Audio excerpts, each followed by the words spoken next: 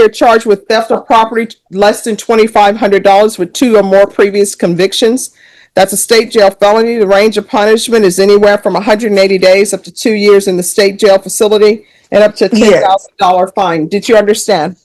Yes, ma'am. No motions have been filed, Your Honor. Outside the agreement, the state is recommending that your deferred adjudication be for a term of 2 years.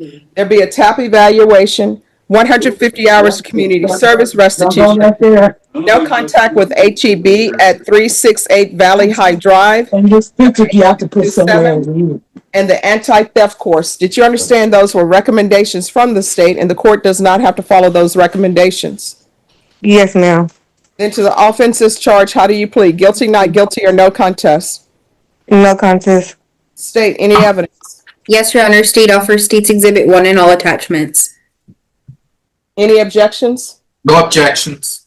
Did you review the waiver and stipulations with your attorney? Did you understand it? Did you sign it in all the appropriate places? Yes, ma'am.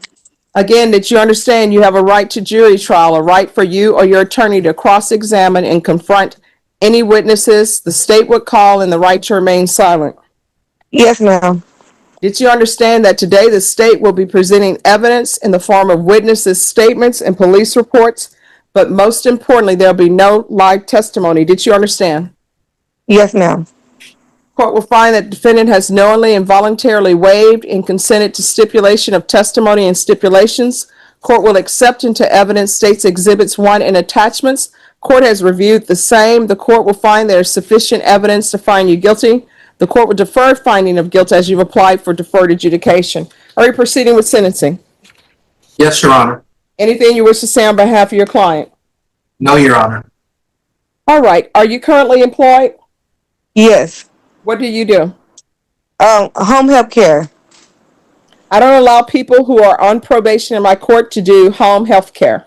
The only way you're allowed to be continue employment as a home health care provider if, one, your employer sends the probation a letter stating they are aware of your criminal history, and number two, people that you're providing care for, their families send letters stating that they're aware of your current status with these previous convictions.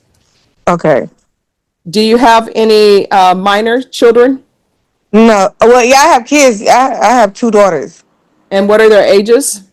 16 and 11. All right, this is what the court is going to do. There's a $1,000 fine to be prorated. Regular reporting by Zoom or in person. Regular random UAs. No contact with HEB in San Antonio. That's any HEB in San Antonio, Texas. Okay. Proof of employment within 45 days. No employment as a home health care provider or with minors. Field visits 1 time per month for 4 months. 150 hours of community service restitution. Once parenting classes are completed, 50 hours will be deemed satisfied.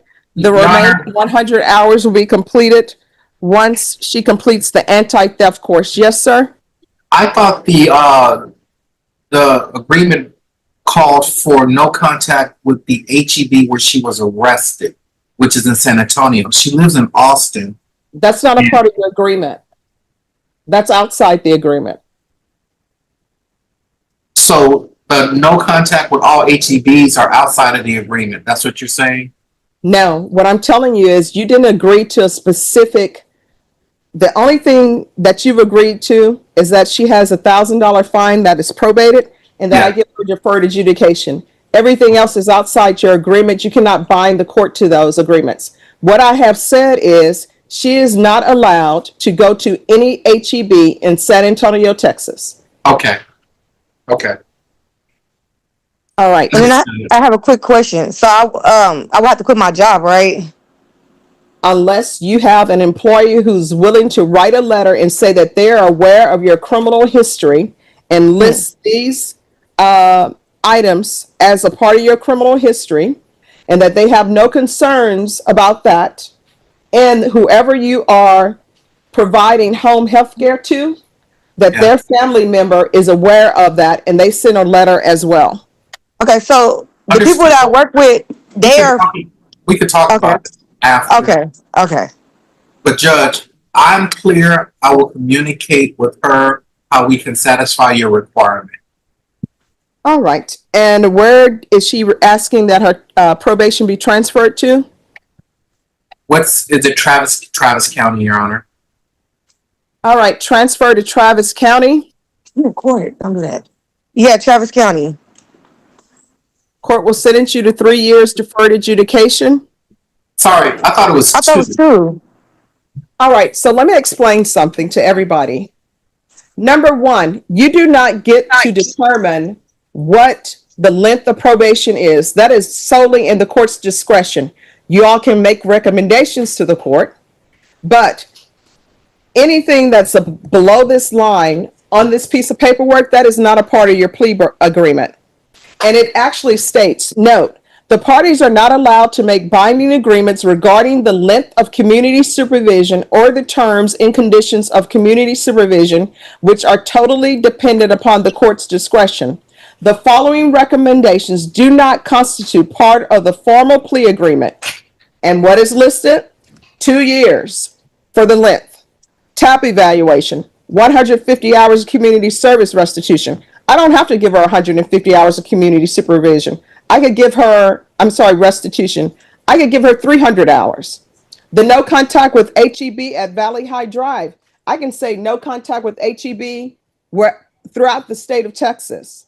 The anti-theft course, I don't have to give that. The reason why I am giving her 3 years deferred adjudication, because I don't want anyone. Now, this is the judge laying it all out. No sugarcoating. The key takeaway? Deferred adjudication isn't a free pass. It's a second chance with conditions, and the judge clearly believes this pattern of behavior needs a stronger response. The mention of prior thefts and the ninja smoothie maker detail, that's intentional. It humanizes the crime while reinforcing accountability. Final question. Do you think this sentence was fair, too harsh, or too lenient? Want to think that I'm just arbitrarily giving people things. She is charged with theft of property under $2,500 with 2 or more previous convictions, which means that she's been stealing 2 or more times before she even got to the felony level. And according to the stipulations that y'all entered to, she went into HEB, took a ninja ice maker or ninja smoothie maker and just put it in the cart and walking it past all points of sale. And it's not as though she's 18. And if she were 18, it would still be wrong. But at some point in time, people should learn you're not allowed to take items from stores unless you paid for them. So should she be getting a minimum of 2 years for on probation? No. Okay, so I have a question. Cause at first they was offering me this time served. Your Honor. Probation. Is there anything else with regards to sentencing? No, Your Honor. We're going to do the deferred probation because it prevents her from being a Now convicted I'm felon. asking probation. Probation. Are you requesting or recommending anything else? All right. So it will be the felony theft course. Once that's completed, 100 hours will be deemed satisfied. Thank you. Yes. All right. Is there anything else you need from the court to be successful in this probation? No, Your Honor. Well, no. All right. Could you review the document entitled Trial Court Certification of Defendant's Rights to Appeal with your attorney? Did you understand it and did you sign it electronically? Yes. Because this is a plea bargain agreement, because I followed your plea bargain agreement, and because you waive your right to appeal, you do not have the court's permission to appeal. I'm going to send you to the breakout room and probation will go over conditions with you. Your Honor, am I excused? No, you are not.